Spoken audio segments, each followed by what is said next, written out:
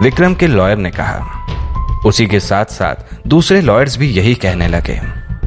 हम भी इस बात से सहमत हैं। अगर पुलिस डिपार्टमेंट बात यहीं खत्म करना चाहता है तो फिर आपको हमें 70 लाख देने होंगे। अरे हमारा डिपार्टमेंट आप लोगों को इतने पैसे कहां से दे सकता है? डायरेक्टर दास ने हंसते हुए कहा। विक्रम अच्छी तरीके से जानता था कि उसकी बोली हुई रकम पुलिस डिपार्टमेंट सपनों में भी नहीं दे पाएगा। वो सिर्फ उनको परेशान होते हुए देखना चाहता था। उसका मकसद सिर्फ और सिर्फ कबीर से बदला लेने का था।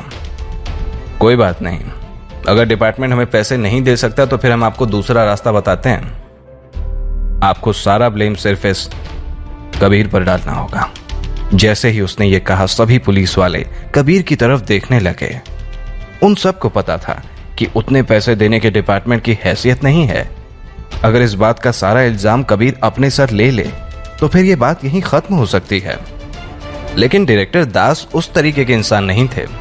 वो बिना गलती के कबीर पर सारा इल्जाम नहीं डाल सकते थे। वो कबीर के पास गए और कहा, तुम यहां अभी अभी आए हो और गलती किससे नहीं हो सकती। उनका लॉयर एकदम सही कह रहा है। हमारे पास कोई भी एविडेंस नहीं है और ये लोग आम लोग नहीं हैं। ये शहर के सबसे बड़े और अमीर लोगों में से एक हैं। हम इनको आम लोगों की तरह ट्रीट नहीं कर सकते। तुम्हें इनको जाने देना चाहिए था, लेकिन तुम इनको यहाँ लेकर आए। इनको बहुत चोटें भी आई हैं और ये रात भर जेल में सोए हैं। इनको इनकी गलती का एहसास हो चुका है, इसलिए जाओ और जाकर इनसे माफ़ी मांग लो, क्योंकि डिपार्टमेंट के पास इनको देने के लिए इतने पैसे नहीं हैं। इतना कह के डायरेक्टर कबीर का कंधा थपथपा के विक्रम की ओर बढ़ गए। इस गलती के लिए मैं आप सबसे खुद माफ़ी मांगता हूँ। ये इसकी पहली नाइट शिफ्ट थी और इसे अभी यहाँ के रूल्स अच्छे से नहीं पता। ये हमारी गलती है कि हमने इसे अच्छे से सिखाया नहीं। मुझे माफ़ कर दीजिएगा। इसे शहर के रूल्स नहीं पता, इस वजह से ही मैं इसे सबक सिखाना चाहता हूँ, वरना ये कभी सीख ही नहीं पाएगा, विक्रम ने कहा। लेकिन हमारे डिपार्टमेंट के पास आपको देने के लिए इतने पैसे हैं ही नहीं, डायरेक्टर ने विक्रम से कहा।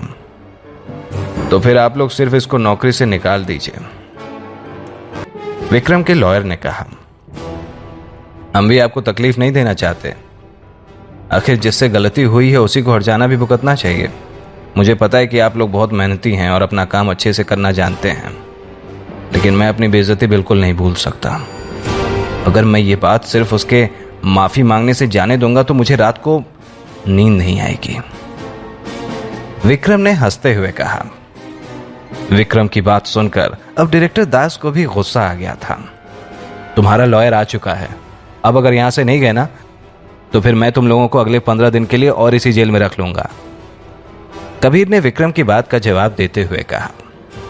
अच्छा, क्या तुम्हें लगता है कि हम तुमको ये करने देंगे? तुम्हारी गलती होने के बावजूद तुम्हारी ये बोलने की हिम्मत कैसे हुई?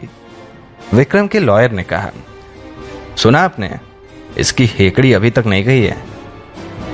अगर आप इसे अपने यहां नौकरी पर रखेंगे तो आगे जाकर ये आपको और दिक्कत देगा, विक्रम ने कबीर की तरफ इशारा करते हुए डायरेक्टर से कहा। अगर मुझे तुम्हारी धमकी से डर लगता तो मैं कभी पुलिस वाला नहीं बनता, कबीर ने बिना किसी चीज की परवाह करते हुए कहा। अच्छा, तो ये आराम से खत्म नहीं करना चाहता है? ठीक है, फिर मैं भी कानून के रास्ते से तुझे और तेरे पुलिस डिपार्टमेंट पर केस करूंगा। हम भी यहां से बिल्कुल नहीं जाएंगे। अब बात आगे तक जरूर जाएगी, विक्रम ने गुस्से से कहा। तो तुम लोगों का जाने का मन नहीं है? ठीक है, इनको वापस बंद कर दो और आप लोग इनको 15 दिन बाद वापस ले जा सकते हैं। कबीर ने जैसे ही ये कहा वैसे ही विक्रम और उसके साथियों के वकील चिल्लाने लगे। ऑफिसर शेखावत, आपका एटीट्यूड सही नहीं है। पुलिस को कानून के दायरे में ही चलना चाहिए। आप विक्रम और उनके साथियों को बिना किसी वजह के अपने पास नहीं रख सकते। आप पहले ही इनको रात भर रखकर गलती कर चुके हैं और अब आप इनको 15 दिन और रखना चाहते हैं। आपको अंदाजा भी है आप क्या कर रहे हैं? किसने कहा मैंने इनको बेवजह अरेस्ट किया है? मुगालतों में मत रहिए। इतना कहकर कबीर अपने डेस्क पर गया और एक सीडी निकाल कर लाया। आओ और सीडी को देखो। जहां ये सब लड़ रहे थे वहां एक रेड लाइट में कैमरा लगा हुआ था और मैंने ट्रांसपोर्टेशन डिपार्टमेंट से ये मंगवाई है। मुझे पता था आप लोग वहां जाकर उनको रिश्वत देकर यह वीडियो डिलीट करवाने की कोशिश करेंगे, इसीलिए मैंने पहले ही इसको अपने पास रख लिया था और इसकी कॉपी भी बनवा ली है। आप लोग इसमें साफ साफ देख सकते हैं कि हो क्या रहा है। अगर आपको वहां हो रही बातें भी सुननी है तो उसकी भी टेंशन मत लीजिए, क्योंकि मैंने सब कुछ अपने फोन में भी रिकॉर्ड करके रखा है।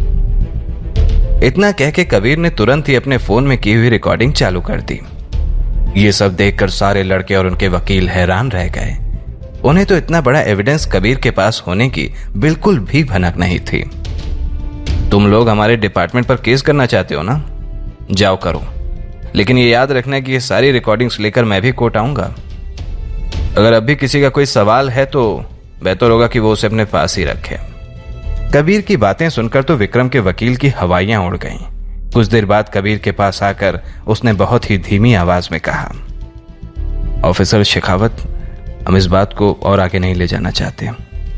अगर आप चाहें तो हम आपसे 70 लाख में एविडेंस खरीद सकते हैं। विक्रम का वकील, जो अब तक कबीर और डिपार्टमेंट को धमकी पर धमकी दे रहा था, वो अब अपनी सारी अकड़ छोड़कर बात खत्म करने की भीख मांग रहा था।